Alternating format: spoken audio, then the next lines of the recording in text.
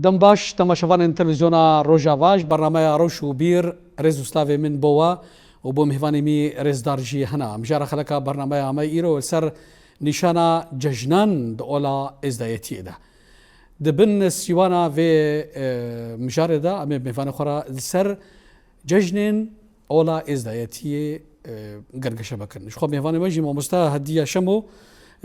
ريفابريا يكتيا جنين إز دي لباكور رجلاتي سوريا ماموستا وخيراتي صعب ناخي قالك سباس وروسا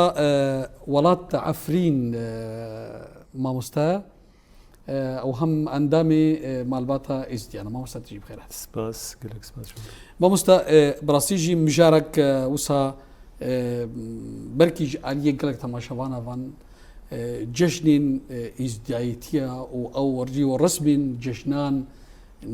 نخويا جبركو أو جسدما كو سياستا أو ربازا كو جالين داقي كران واستمكار الكرد لسر ولاتي الكردان سياستا كوسا لسر أولا إزدايتيا هاتي ما شاندت وقالك جارج بشاشتيجي تا ملتي كرد بخجي نريناوا لسر جشنين إزدايتي بشاشتي هاتيا شروع فكرن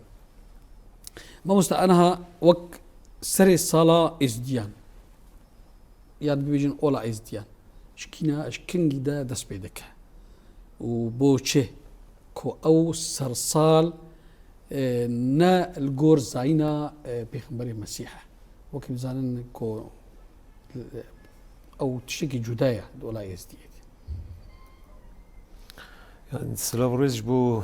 ووك هكيبا التلفزيون روجافا وهروسا ام دبي مناسبات جي ججنا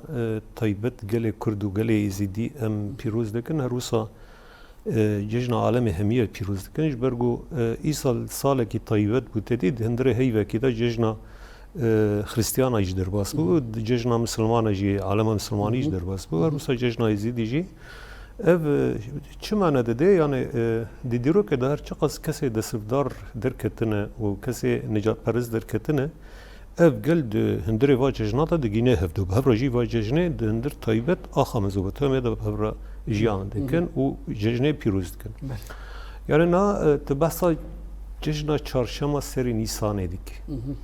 tabii ev normal cejnekî êzidiya taybetiyê Kurda ye taybetiyê êzidiya ye لê tam dîroka vê neyê diyar kirin yani ji ber ku ev dîrok her di serdema somera kevintir lê cejnekî an gelekî ew qas di qetleamar derbas biye di canûseyda derbas biye qirkirinê derbas biye her wisa jî li ser çanda xemayî kültûra xwe parastî cejna xwe jî parastî dîroka xwe jî heger kêm bi zêde bê parastî heta vê rojî jî hatine her çiqas di zehmetiya re jî derbas biye çarşema serî Nîsanê ji çarşema serî Nîsanê cejnekî ku gelê êzîdî pê dike cejin ev ya ji heftiya yekem di hesabê şerqî da ji berî hesabê xerbî heye şerqî heye hesabê şerqî de çarşema yekê ev dibe cejin vê cejnê em hevra pîroz dikin taybetmendiya vê cejnê yani مامۆستا ببیشن ev çarşamba yekem ji hesabê şerqî ê rojhilatî wek serê salê ji were hesêbî ji ola îzdayetiyê re erê taybet serê salê ji bo êzidiya dê meşana mesela taybet em dibin wek sersala Kurdî cejna Newrozê ya lê ev cejin gelekî kevnar e yani ev cejin bandora vê ser her şarstaniye somera kiriye her ser Babiliya kiriye her ser Kildana kiriye her ser Hristiyana kiriye mesela gele herêmê Mezopotamya taybet ve cejnê da bi hevra pîroz kin heya berî zayîna İsa pêxember bi hevra pîroz dikirin ev çandekî belav bû yani ji ber ku berî wê da wek çandekî du tune biye wek habûna İsa an olî dîtir nebûne bandora xwe herêmê nekirine fakat bu hatına wan re çi biye bu hatına çanda İsa yan Hristiyana xwastine çi bikin vê dîrokê berûva jî bizêvirînî dîrokekî nûh binivîsînin êdî vir da heya niha gotinekî tê kirin divê çarşeme an yekî Nîsanê derewe yani gotinekî wil û nava civakê giştî de divê Ereb û Kurd hemiya divê چما اجبرگو یکی نیسان حساب دکن اویا است تشتکی خرافی بیا بهاتنا عیسی پیغمبر و تشتکی نه پیدا بیه دیرو که نه هاتیه بیده لی حتی بری عیسی پیغمبر باندورا بیل سر چاند کونار گیشتیا هاتیه کرد مثلا سومرا نابلی کریه عیدا ججنا زاکموک مثلا بابلیا ججنا چه لیکرنه آکیتو لیکرنه آن هیکان نو هر وسا مثلا باندورا خابیه لی دماغو ام بحثا ججن زیدی تایبت بکن دو بشیوی یعنی دو نرینه وی هنه نرینه کی دملی زانیاری دا اگر گو ام وک انسانی گو نها جیان دکی خبری 10,000 سال انسانی وی دمیر جیان بکر دملی علم الفلک دا دملی علم خوزای دا علم ارده دا اما نها گوری وانا ام جاهیلن اجبرگو حسابات وانا گلکی دقیق yani ev cejn çama cejnekî baharê da çê dibe. Di baharê de divê heyvê de divê heyvê taybet da hêva Nîsanê da êdî her zêndî dilivê. Yek ji tamar û rehê însanan da dilivê dewra demawiyê dest pê dike heyanî darek av tê digere gorey darê xwîne. Têda digere her wisa her tiştek nirmayî divê dunyayê da çê dibe. Divê de wek afrandinekî nû çê dibe. An jiyanekî nû çê dibe. An bi erebî bebe نريد فلسفي بهترين نريد اولداري بي من قلت يا نادب دنرين أنا نرينا فلسفي هي نرين أو ميثولوجي هي نفلسفي يا ميثولوجي هي نرينا يدي زانياري هي هجر جو أم دملي زانياري ده هي ونيسان ده هر تشتق يدي دلفه وطابي يقولوا يزيدي لهم بربيا ناسكني وقت دنرين تماما تمام أستاذ أزيور باتا ما بهترجي أو بركي بالا تماشافانجي وكشاند أسوا حردنا لينا بشي وازك أبيك أدو يم سرتي كليا بيوندية نابرا ججنا أكيتو وججنا سري صالي الروجا چرشن باصور چی پیوندی نابرا واده هيا بوچه اوا أكيتو بوچه اوا زكماكي زمانه دي سردما سومريان دا ميوانا همو دنبرگن گشيلي مهرجة ما مستهدية ما عبد خوازن وسا هجمارين ججنان دولا ازدايتي ده دسبيكي ده وسا هجمار هوان نها قوام بجن اولاج ذاتش قبل كي ما مستا هنكي ديروكاي قد كو بريا زاينجي اف اولها بهوريها وحمن ججني خوجي الجوري ام التقويم الشرقي يعني ام بيروسكني يعني يا كردي قوم بيندا يعني وكي بجنيا زايني يعني يا ميلادي بجن 14 اما ام بجنيك ام جوي مستا ببورا انا او روزنامه رجلاتي هو تقويم الشرقي جارنا تي غوتن دبي سرسالة ولا ازدايتي الجوروز نمايا كردي ديشي ابجي هي يكجا جوانا بهتر راستا ما تسكنان دي شو ما قلت يعني ام حمل ججني خوا ام حمل جوري تقويمه يا رجلاتي ام بيروسكن ما قلت مثلا ميلادي ده دما زايني ده بشن 14 ام بجنيك يعني ام بجنيك كردي يعني يك رجلاتي ام بي ججني خو ام بيروسكن نهم بحثا ججنين ولا اجدادي بيش برجو ام بهتر جريداي خزايننا تحر مهكا دم صالة يعني بجش مها يكي حتى مها دوازها ججن هنا باش ججني سركان بجن ججنا باتسمية هري سركان ججنا باتزمية هيا بشكج يزيديا بيروسكي أو جي دمها كده تبيروسكين بجن عشيرة تشيلكا بيروسكين أو جي مثلا كارن بجن ججنا بيري عالي أم كارن يعني هنكي ريو رسمي بجاجيج بدن ديار كرن أو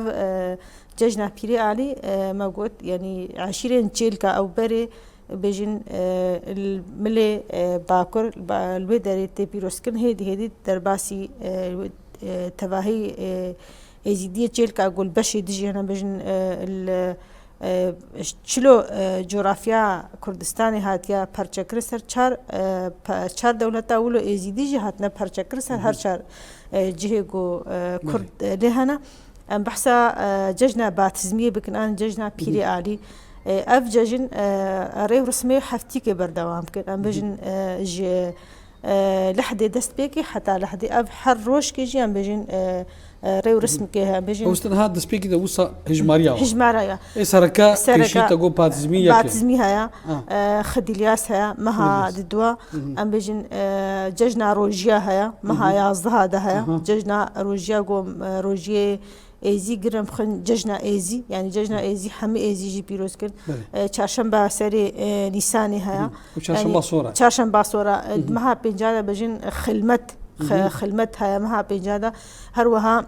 بجن جشن جماعة شيخادي هيا مها هذا وقت جو إنسان يزيدي حمى بري خدن لارشان نوراني حاجة حكن دوام هيدي دا جشن هنا ما قول جوري خزايل جوري دم صالد جوري هوا تشل چلی هاوینی و چلی زستانی جه او جو خطی نه اساسی نه بیشتر نه مزن نگو نه مزن یعنی دور دانی خطی مثلا چه روزه گرمی قده هدی دنیا بر پینکایش هم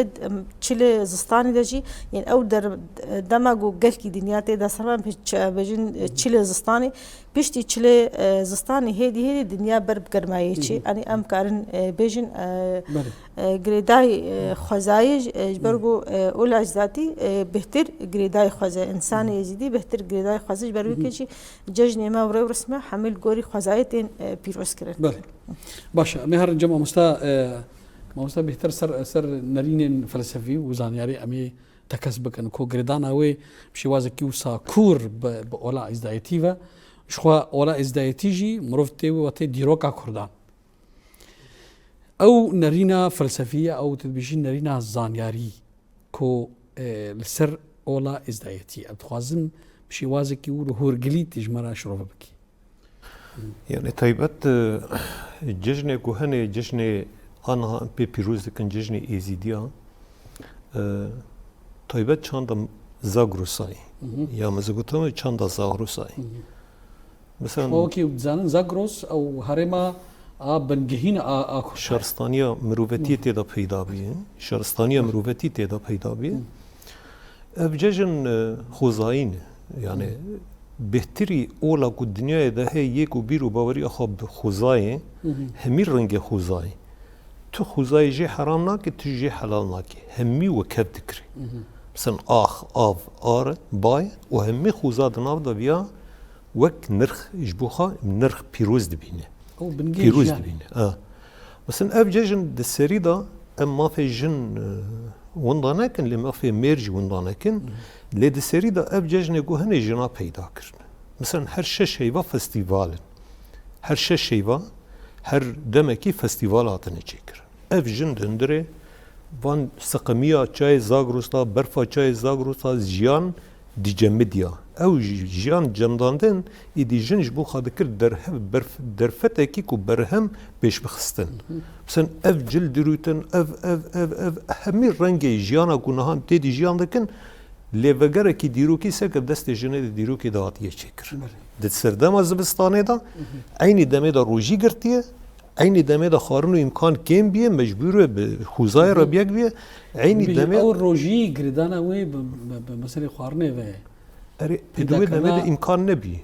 دوی دمه دا امکان نبی یعنی انسان مینا آنها هرمی امکان توی سوپرمارکت که هر تشتی که تخوازه اما دوی دمه دا ریجی نبیه دوی دا امکان چاندنیجی او مجیب چاندنیجی بلکی گله کی پیش نکتیه اما جن جبو خاد درفت دیتیه برهم پیش خستن اف هر شش هیوا اف جن لجهه کی تایبت اف زوگرات گود سردما سومارا دا لش فقط کبنارترن جوانا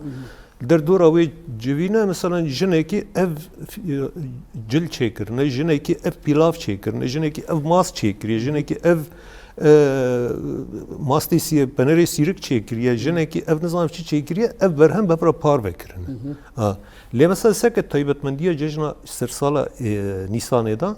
ایدی اف هیک شکاندن به دست مثلا بیاتش کندن آن دستی جنا لی او قشور تن داندنش که بو زلاما اف دچین ناف ارد بلاف دکه ایدید ورده وکهویت نابرا زلام و جنده چه دمه لی هر چه قاسم بحث بکن در برنامه کی وقت ویدا جی ام نکانن همی ری و ریباز و کلیه هور به هور نقاش بکن دسری دا مثلا چند او جشن ایزیدیا آن چیز دزاتر دزاگروسا دا پیش کتنا آن جشن مروتیه بلکه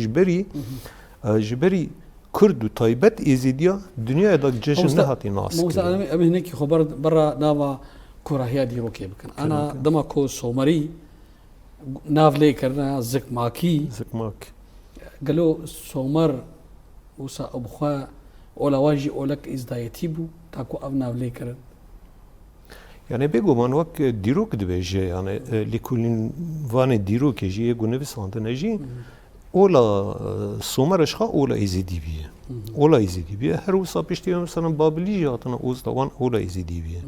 مثلا بلكي قالي دكتور جبر قدوة دمادة تدي الناس زينا إصاحبية الناس زينا مصاحبية الناس زينا بيخنبر محمد أبيه الناس زينا كسك نبي وقت بيخنبر بيدا نبينا عدوة دمادة همي جشن كهني جريداي خوزاي اندام خوزاي آخ آب آربا وخوزا دناوتا ليه مثلا ولا هدي يجي بحث كده أنا بيجي آخ آب وآر أبايا أنا ولا زردشتي يجي بيدي بيجي ما قالوا زردش بخوج جدري أولا زردشتي إزدايتية يعني زردوش خاد بيد بأج نهات ما أولا كي نهشي بكم دبي زات ما أولا ديو بابو كبابير خاد از راست بكم دمك أبيا خياد كيكو زردوش ج بنجه إزديتياتي أبايا قلنا بيخبر محمد تيبيرام اليوم أتممت لكم دينكم أبايا وسا جريدانك وسا هيد نهبر هوان ده ويجي هاتي ديني وان يعني بيجو من هر کس نابه پیغمبر دو گوتنه خدا گله کی پیوان گوتنه خاکرنه چه زردوش گوتنه مثلا گوتنه خاکریه اما زردوش دبی از نه نم دینه کی نو پیدا بکن دبی از هاتم دین باب کاله ها ایدی راست بکن یعنی دینه کی اوله کی سر حصر سال در واسطه به هر بت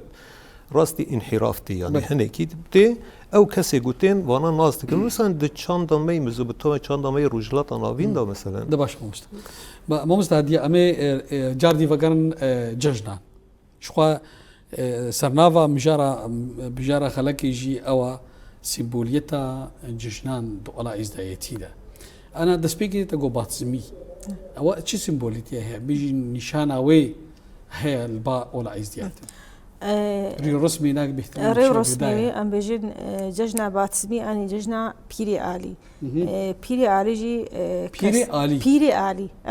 بيري آلي او جين بيجين كسايتك ازيدي بو اني الشخص كي ازيدي بو او بهتر الملي باكر كردستاني هات ديتن يعني قلت جيروكاوي هيا بيجين بيري آلي يكي روسبي ازيديابو اشبونا راستي فرمانا نوي راستي قرقرين يعني قافن بحسا جواكا يزيدي كنا بحسا قالك فرمانا كنا بحسا قالك كونكوجي قو بسر سريو عندها هاتنا لي حتى ها جوان هاتيجي ري رسمي خوي أولي حفار سر كرنا اني وك ميراس كش خراجنا بيري عاليجي ام بجن روسبيك يزيديابول باكوري كردستاني بيجن الجوري تشروكاغو يعني امجينا وقت ديروكا يعني البرغو امجينا انساني قوما قالكي كورا ديروكا خوانديا شقا كتاب وامبيجن برهمي فيولوجي يعني قالكي الدسيمه بس الجوري تشروكا ماجي جديو بابا حسكري تشروكا ان اي بري ماجي بيجن بيري علي هاتيا باكوري كردستان بيجن الديركا سريانيا بويا مهوان ديتيا اف يعني بجي تكي بجي از يعني خوندا ناس كي بجي از بيريالي ما بجي از انسان كم از شخص كم از الكار خقرن بجي دا ببشفاني بازمه جيرا بجن يعني اي دوراك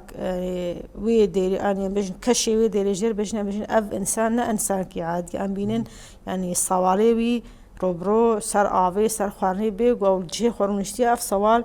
ريا خو بني تشي سراوي تشي سر خوارني يعني اف انسان يعني انسان كي بيجن نجري زي انسان كي يعني انسان كي بيجن سرك بيرها كا سراوي انساني تشيا چروک اولو بيجي چروک ادجه بيجي اف بيري علي راستي ام بيجن گون كي هاتيا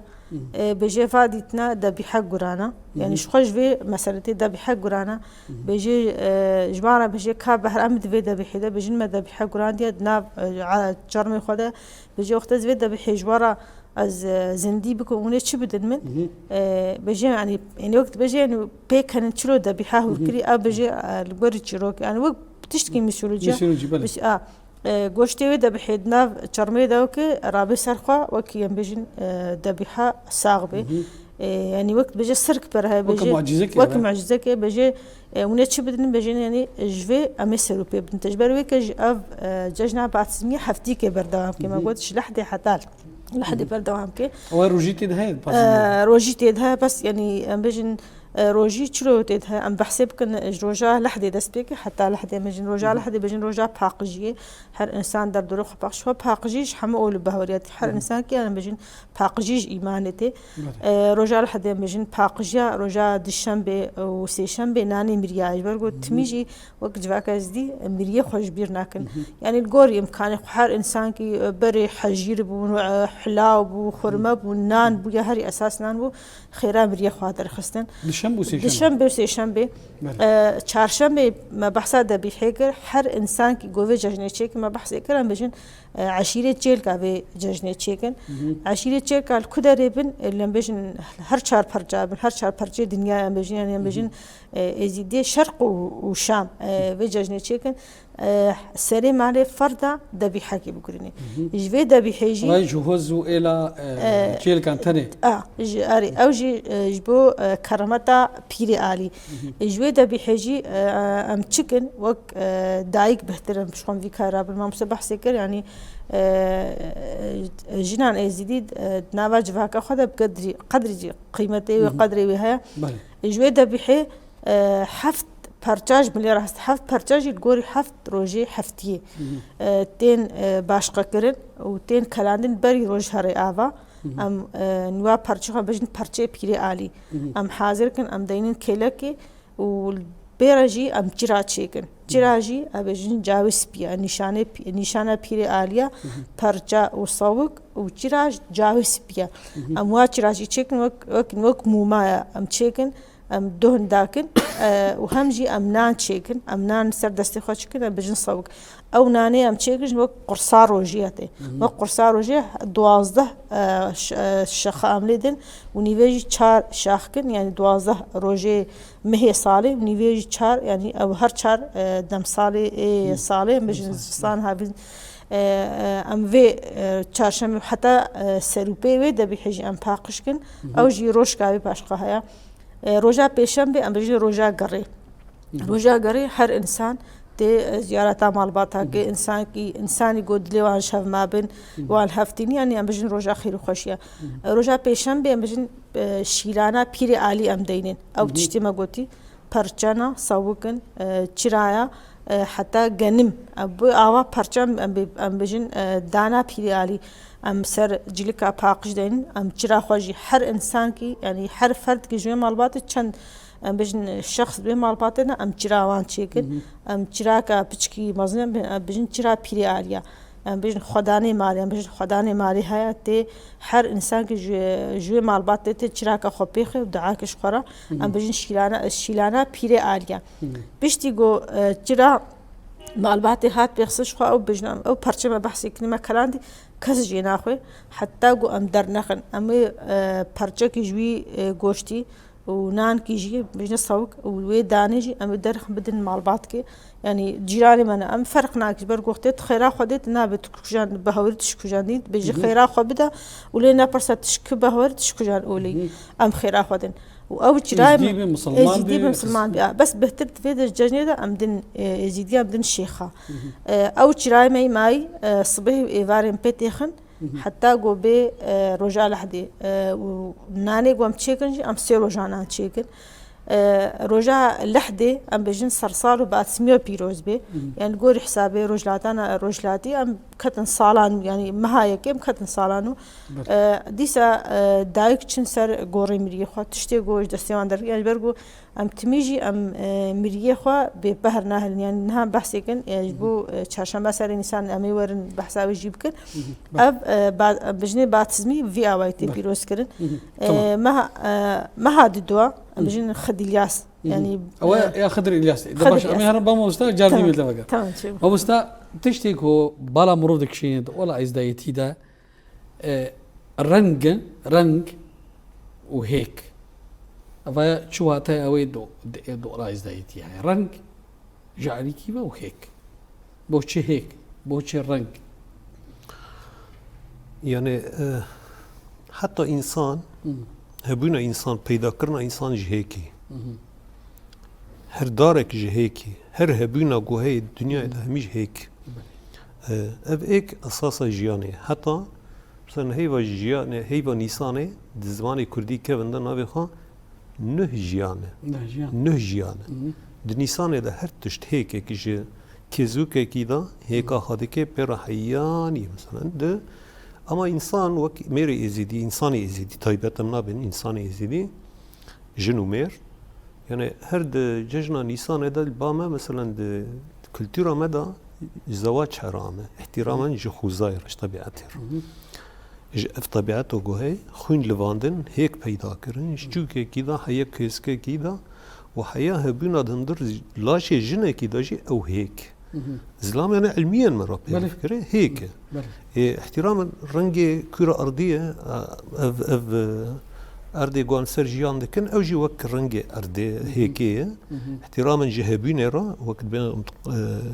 نرخ قرتن رنجي هيكي مثلا أفري هيك حفت رنج شش رنج بينج رنج حسب يعني قوري تايبت يعني جبوي أو تنه يعني وك شرطك تنه تو چه رنگی تو لی چه رنگی اساسه نه مثلا رنگ شین رنگ ازمانه رنگ کسک رنگ خوزاییه گیا و تشتی ورای رنگ زرجی رنگ روجیه رنگ مور رنگ آخیه ایدی جوان جیان پیدا دبه جیان پیدا وقتك وي فلسفي اوليها وي فلسفي نه من قلت يا من جرا من قلت ما جو اگر کو ام وقت نها خا يعني بإنسان بري 10,000 سال جيان كري إنسان ما يكفنار ده علم فلك ده حسابات يوسف جيولوجيك ده أم قال لك نظان يعني أو إنسان دوي دم ده كو مدرسة نبيه أكاديمية نبيه معهد نبيه زانينجه نبيه تشتك نبيه أو قص دقيق دقة بيد حسابات خاضة هر تشت بزانه بين كريه يعني أم دبين دم جو أم مثلا دين وميثولوجيا بهذا قريد دن بلكي زبينم شاشي يعني دين صرف علمية زانيري بشوي زنية ليه أما قشتيه دمك صارت زمان درباس بيها 1000 سالة تقلبية إيدي جارنا انحرافية جارنا راسبية جارنا بيه ليه فقط مجرى هيك هبونا إنسان هبونا أرض بخا أيني وصاي مثلا جمداندنا هيك مثلا ميثولوجيا إزدي دجي هي مثلا بهاتنا طوسي ملك للسيرفي أرضي دجي إيدي وقت نيزكي كيلفي أرضي كتية ایدی ویدم ارد جمد یش کدایش پیر سیبا ده مثلا بین سیبا جمله لالشه ده ارد ویدر جماد بیه ویدی او جماد تأثیرها مثلا سر ارده کی کریه جبو وی نرخ جبو پیروز هيك ديتن پیروزه يعني بشوي ما قلت فلسفي هي بشوي زاني ليه بشوي زاني بهتر جبرجو هبينا انسان حرتش بالمناسبة برصيب انا برسك ديت بلاندا مام دوزيش تبكم انا بيوديتنا برا سر صالي زينا بيغمبرين مسيح مثلا بيجن سر صلاة اكيتو خريستيانان نوروز ويحمو جيد دمكي ده بهفرة شي بيودينا برا وادها يعني أنا قلت لك كناي بنفيد أزنا أقول لك إن جت برستم لفقط أزوي قلت أنا بيجم الدنيا ديندار كرداي الدنيا بهمي أولى خاب همي فكر وفلسفة جو بيدا بين بيشتي كردا همي ديندار كرداي يعني أب ججن هبنا واججنا وناسكرنا فان كردا ده كتير مثلا حتى الأولى مسلمات ده بدي مسلمات ده بدي صوم وصلوا كما صام وصل الذين من قبلكم لعلكم تعقلون جبرجون باقل نه دمك كيفنا شوبيه كيوه كيفنا شوبيه ويك هي كسج ايزيديا كيفنارت الدنيا ده وك بيرو باوري اولتني ولا هري كيفنارت الدنيا ده يجو دمغو تيبو نيفيس نبيه بيرتوكو قلم نبيه دوه دمه ده اول هاتيه پیدا کردن حتی روز زحمتی زور هبونا هينا خدا سريكبونا خدا هبونا خدا و هبونا يعني هبونا خدا ناسکرناش خدا را ناسکرناش خدا را مثلا يزيديا كبناتر كسي ناس نكريه مثلا دما قوما خدي ناس كريه جيران مجبو بيتاج بو خرما نمج ذكرن وعبادات ذكرن جيران ما يديتر جبو طوطما عبادات ذكرن ما مستبوبرا انا برسك وسا هز داريا ويها از بيجم بركي دبالا حموتا ما شوانا ديجي كو درجايا ديرو كده تا دمك نيزيك جي اولا ازدايتي وقت بيجي كسايتكي اسطوري بدهات جريدان اهريمان بوچه اولا ازدایتی اختزال کرن کسایتیا اهریمان ده کو او لمشکری وی کسایتینا ما اب نيزيدي مثلا او زردشتي اهرمان ارامز ده وارمان يعني دو دنيا ده دو تشتنه او قلتن نشاش بلكي دريا مثلا بيكا تناويدا شاش بل فقط نشاش مثلا دو دنيا ده خير هي شر هي انا زردشت ديانتا زردشتي بيجي اهورا مزدا او خداي اي خيره اهرمان خداي شر هو صاد بيجنا تمام ما دي بيجي انا اولا ازايتي چون بيفغريد ولا يزي بيوناي غريدا ولا يزيدي يك خدا باوري اخو بده كي بقت زردش جي ديمن زردشتي كفنار هنا بلكي 3000 سال جا عمري زردشت هنا مثلا الايراني هرم زردشت حتى انا بايكري وي هي تلياوي البانيه او جي نشانه خدا دل فقط دبي دو قوات هنا نابج دو خدا هنا دبي دو قوات خيره قوات الشر هي علماء ياباني انا بيشتي 3000 سال جو بي زردشت جو اف غوتنا كريه حتى هذه اثبات كرنو الدنيا اثبات كرنو ميجي انسان دو قوات دنا قوات كيميوله وش خيره رقم ميوله وش شر هي اما مثلا غوتنا كده اشترى بيجم مثلا علم قولي يزيديا شد بيجي سرج دريه درج نوريه سرج دريه درج نوريه اف چمانات اف عمري في بده 1000 سال كفنار اف قول هاتي قوتن دفكي جباف هاتيه كرش كر هاتيه وهاتيه بدري هر تشتي قد الدنيا ده هي يرو علماء اثبات كنج الذريه هبونا انسان ذريه هبونا اف ذريه هبونا هوا ذريه هبونا اخ ذريه هر تمام بان چاو زاني بي هر تشتي ذريه سرج دريه السرج يعني ذريه تذره ناسناك تشتكي ناسناك سرج دري درج نوري اما نج نوري بيج ذره چنابه پیدا نبه تمام اف نمی تئولوژی اف راستیه که علمیه راستیه که علمیه يعني چما میگوت دنیا دیندار ایزیدیه طیبت اولا ایزیدیه از بیدا ننجات پرست ما كون انا ببورا بلكي عليك كده مشوان بيجي انا بشتي كابلقه انا الجم مسلمانه قرانها الجم يهوديه توراتها الجم خريستيانا انجيلها انا انا مثلا وك ازدايتي كاتشي شي واحد هلبت قلت لك عرب هاي دبي يقول خديه خو بقري ببين يقول لي بقري ببين بابي نقولينا هي يرو نبسكاري مجي انا ما نبسكاري مديرو كده جانا هر قولي مجي هنا هي جبيرنك جو هجر دنيا همي مثلا انا هناك زانياري مصريين هناك زانياري المان قالك زانيارن نقاش كي تكرن همي نفسي قد اولي هني دار كتن همي زندوستا در كت يما زندوستا يا كي بلا بسيفرن ابن مع هذا ده هنا د زانينجه هذا هنا ده هر دري ده هنا فقط امل ناگرن يه هري اولا خلاص ناكي و كيفنا شوبيا خلاص ناكي و ديروكو خلاص ناكي اف كسي قد بينين اما الدنيا ما نازدك مثلا هر اليابان بيجي يزيدي هر كس نازدك هر الامریکا بيجي زردشتي هر کس نازدكه هر الهندي بيجي يزيدي نازدكه اما جيران ماي كرد ملت ماي قل ماي او صدمه اوجي صدمه چانديا رژیم دستردار اكيد راست دا گربونا او چانديا بلاف كرن ما مش جبر بيجي دريجي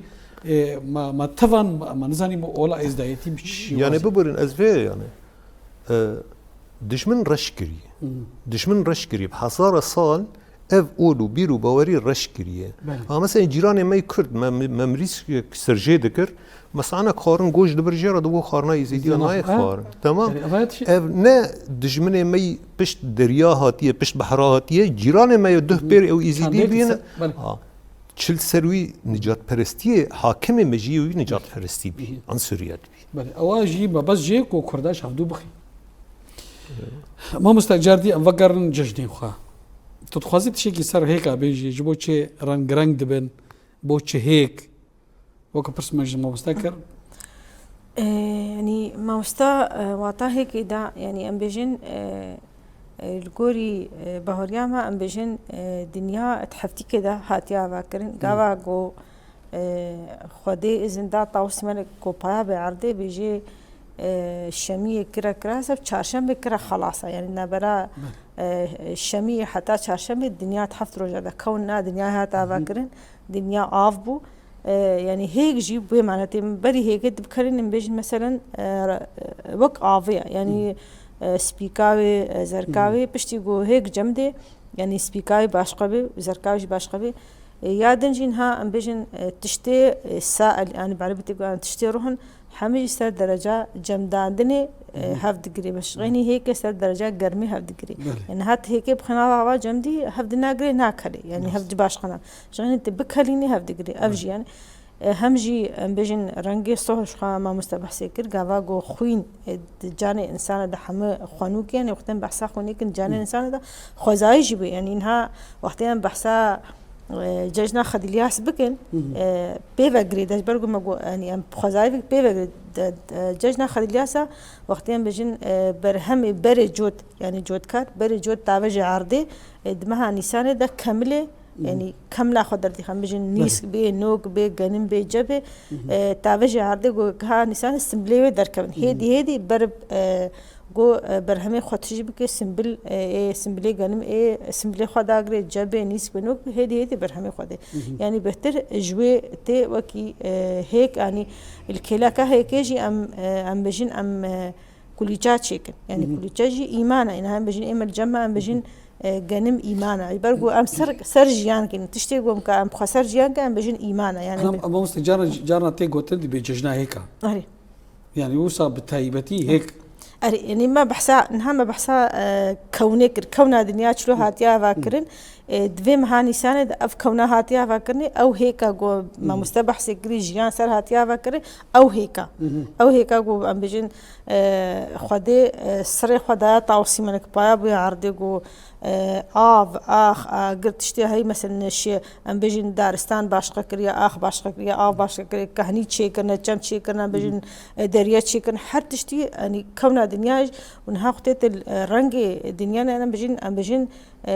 الكرة الأرضية وبعرف الكرة الأرضية ذي الكرة الأرضية شهية هيا هيا شينكاي هيا خزاهية درني جو زوانة تيدهنا درني جو تشتكي تيدهنا أو جي حمج بي معناه هيك تي أم كارن في بيجن إيجو هرجي حفاظ السرفي ميراثي كريش خوا دايكي منا يعني جو ناش دايكي ما بلكي مها ما جنها ما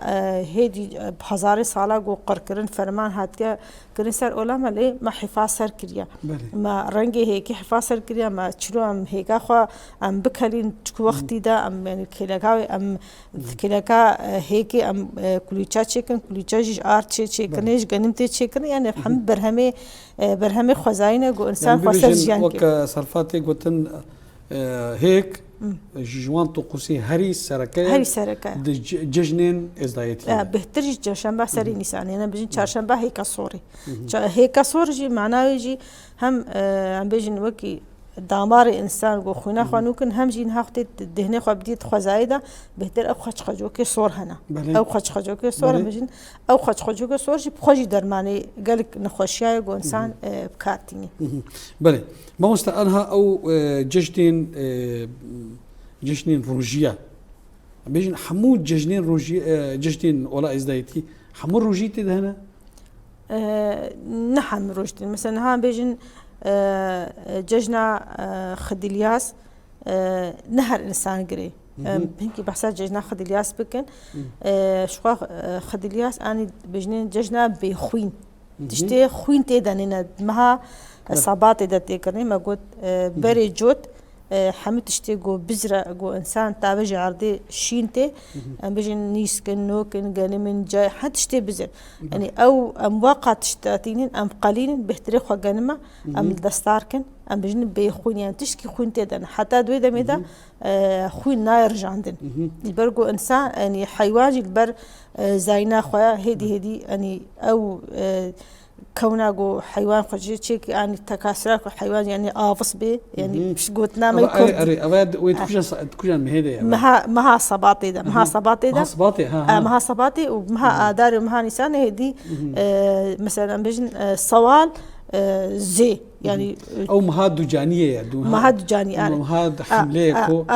بو بزر نيقلان بو بزر أم دوي مهيدا حتى دوي ججنا خديلياس ده شيء خوينار جان سري حيوان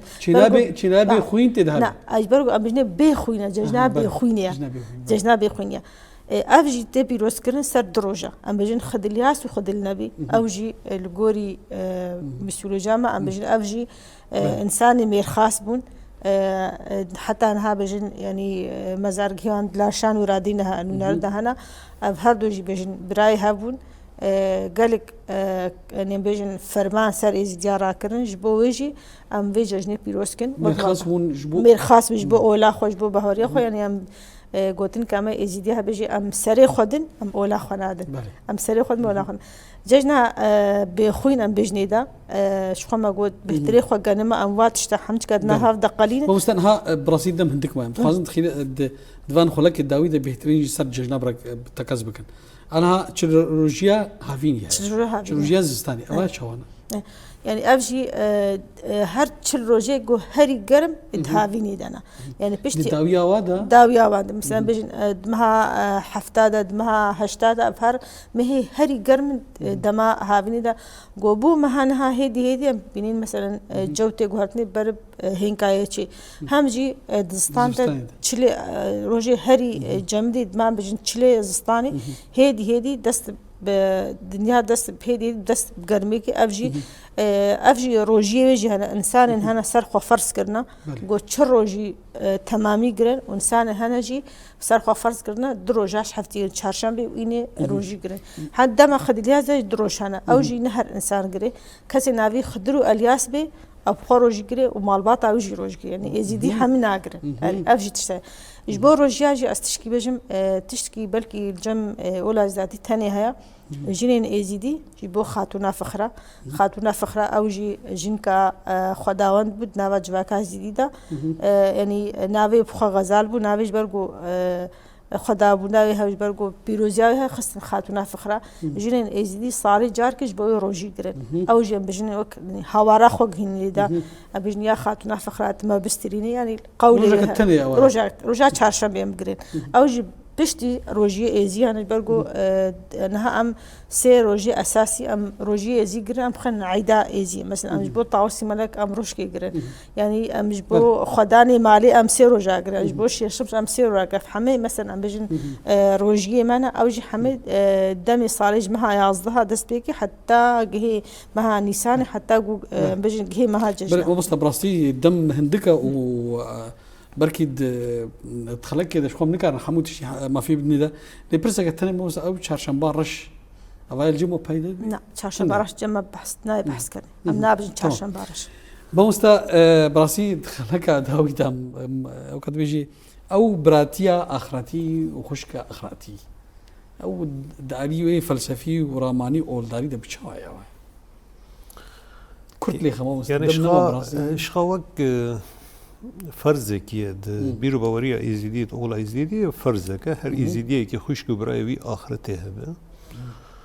مثلا خشك براي آخرته دبيجو مثلا آخرتية وك مريد هنا وشيخ هنا مثلا براي من أو خشك مني آخرتي جرك شي بيج مثلا الشيخ هذا يعني ما بعد جبت شيء دبيجو الشيخ به مثلا وهر هجر جزلان بيجي جنب بيجي جرك براي آخرته الشيخ به يعني خشكو براتي دوده عند ورده مثلا شو مرة فكرة دوده رده نطبقة كر طبقة يعني الطبقية نينه دورده خشكو براتي دبيجو الشيخ وبريد مريد به صالي جارك مثلا براج خشكا خراج جل وحر بيكاتي مثلا احتياجي وي وقت جلال درجه را ذكره لامد ملوي الميداجي مثلا هر انسان سرهن خان هر انسان كي سر خانه تشتن دندروي ده نكانش كثير به اما مجبوره به اما ويش كره به هر انسان کو باوريا پیدا خاپيده كي خوشكا خوي هر انسان کو جنه كي بي باوريا خاط كي براي وي اخرتي جبرگو بيرا دچي او براي اخرتي او خوشكا او سر دركبه چد به بلا به هر انسان وقت بين عرب دبين معرضش غلط يارا كيما سيارة تمام لا اف تشتي قد هندر ويدا بلكي وي ديشينه هندر دوجدانا وي ديشينه يدي مجبورش كير بش خشكا خيا اخرت اجبر قد زانه جي باوريه او تكانيش ويرا بيش صندوق الرش لا بنار صندوق الرش صندوق السراي صندوق صندوق الرش اي صندوق الرش ببورا يجبو طياره وفروك ولا فراي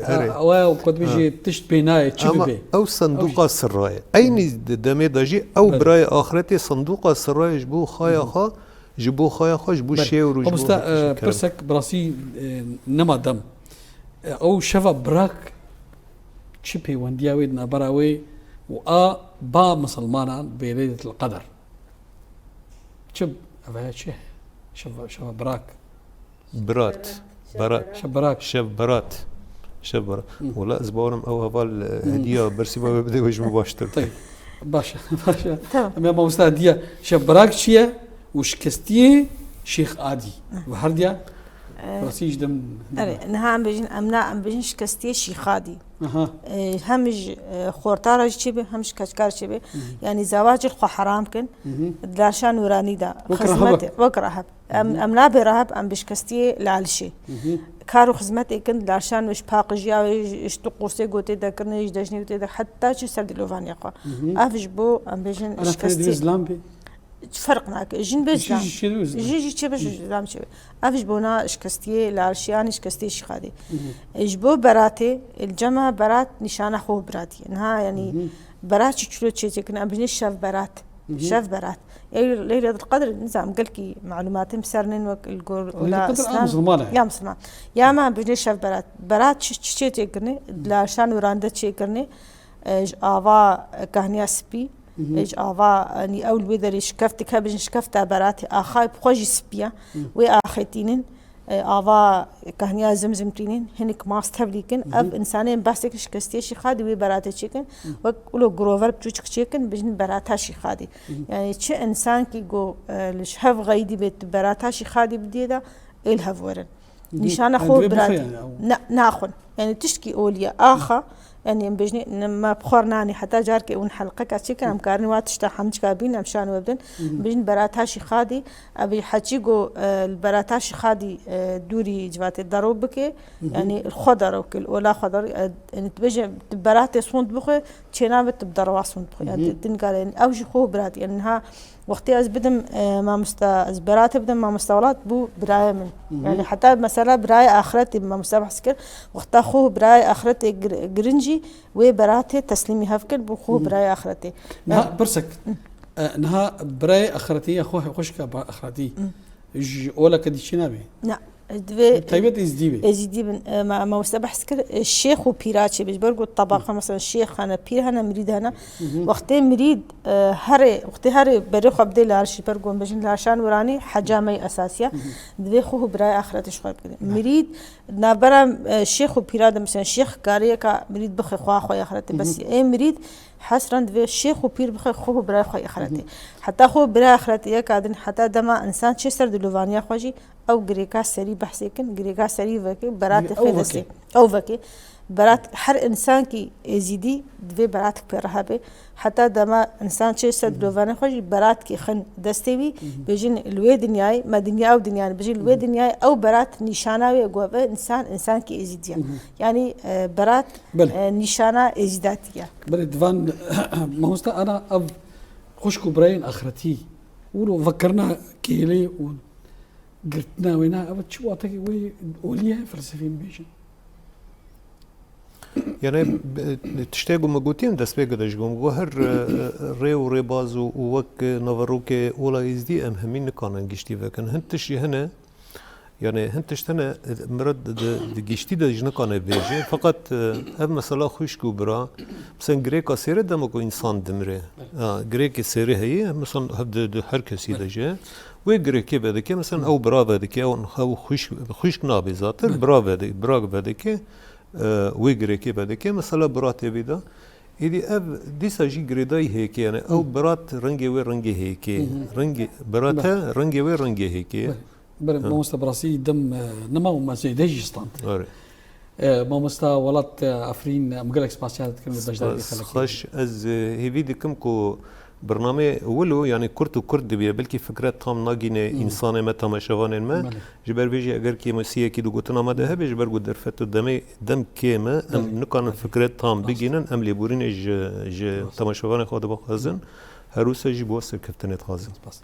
وسا ماموستا هدية شموغرا سپاس جبوتي جوت بشتري خلك ام جي سپاس وكن وام بجن چهارشنبه سری نيسان دستبيك الحمن ازيدي شرق الشام بيروز بالحم كردا بيروز بالوجه وك كيبا تلفزيون روجافان وجه بيروسكن وان شاء الله دمي خوش البيشا حمم لطيمه بي وججنا وهرديا جي بيروز بيجرا سپاس بوجي بله تماشاوان تلفزيون روجافا بيها هواي امكان داويا خلقا برنامج او خيرو تام جارا كدن مهوانا دن بمن خير وخشيده وججنا چهارشنبه صور الحمو كردان وبتهيبات الازديان بيروزبه